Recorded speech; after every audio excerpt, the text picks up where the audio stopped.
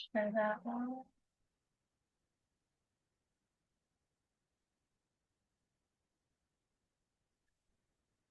Can you see?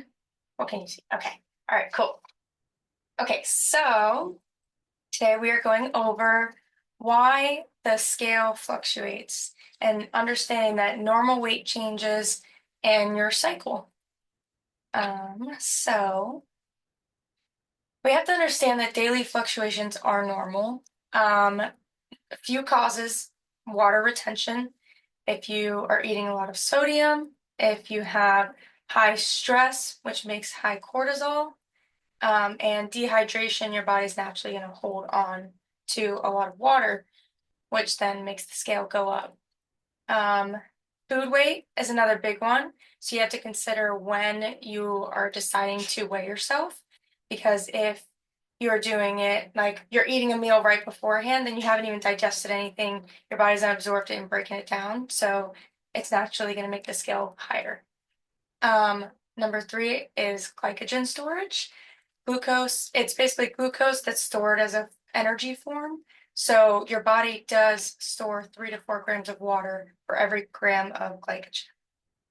The last one we sometimes don't consider is bowel movements. If you haven't gone in a day, or sometimes if you're really backed up and you're constipated, then you're definitely going to have an increase in weight because everything's just sitting in there. So those are a few things to consider when you're weighing yourself. Maybe doing some of those things first might help you get the number that you're more desiring. And so to touch on the phases a bit, it's going to look a little bit different, obviously, in our follicular versus our luteal phase. So during your follicular phase, your hormone is your estrogen. When that rises, your weight is naturally going to be more stable and your energy is going to feel higher. So you're going to be eating your meals, working out more, burning more calories. So naturally, you're going to feel a lot better and your weight will probably be more in the normal range. Whereas during your luteal phase, you know that we get our bloatings and cravings, and that's because our progesterone is rising. Naturally, with bloating and cravings, you're eating either saltier foods, sweeter foods. That makes water retention, and that makes the scale go up. So, um, Sheena, do you have any feedback on any of that you want to touch on? Sorry, I tried to unmute myself earlier.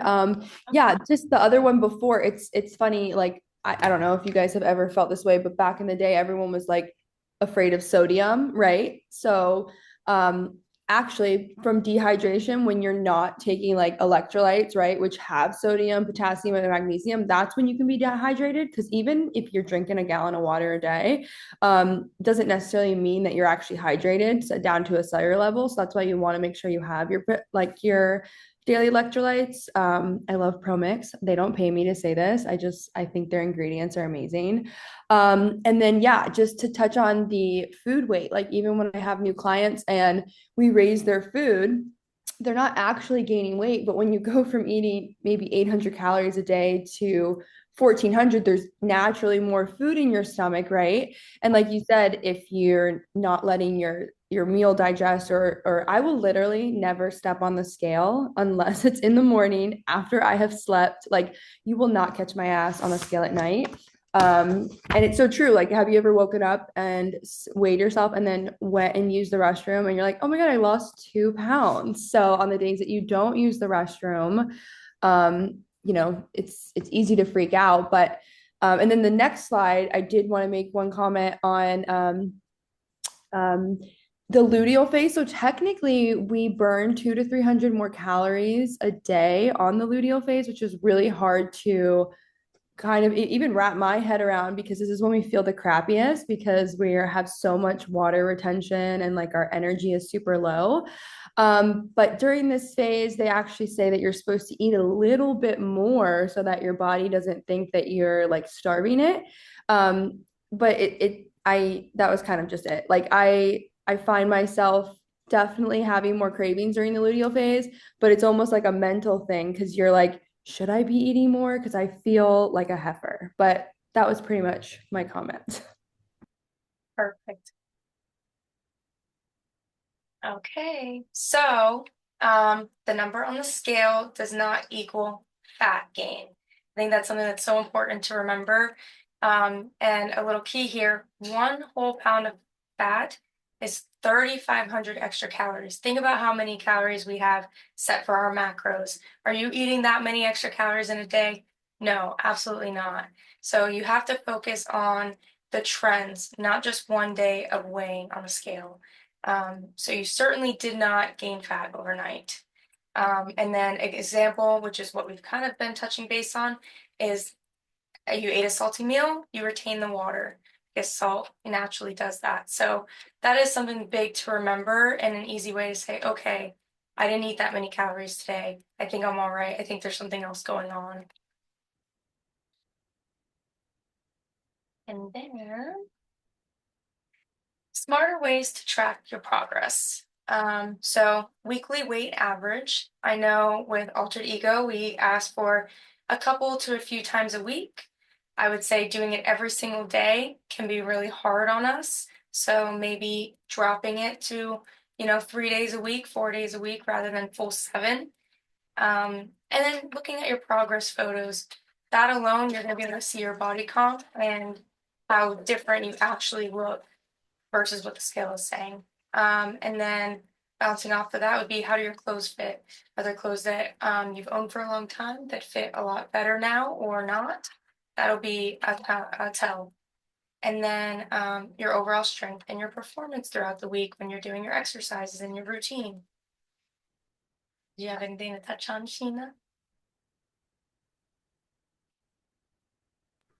I just think the average is so key. Like some clients, like I have to make them do that only because they'll step on one time a week. And like I have had so many times because I weigh myself a lot of times, especially I'm getting married. I'm on that thing like all the time. I'm on it too much. But there's been days when I've hit a new low weight and literally the next morning my weight spikes up 3.5 pounds. So I just try to stress if you had not stepped on that one day and then you stepped on just that other day when your weight was 3.5 pounds up, not only would you not have saw a trend that your weight hit a new low and you're actually headed in the right direction, but now all of a sudden you're thinking, oh my God, am I eating too much? Am I strength training? So then you're mad at your entire program.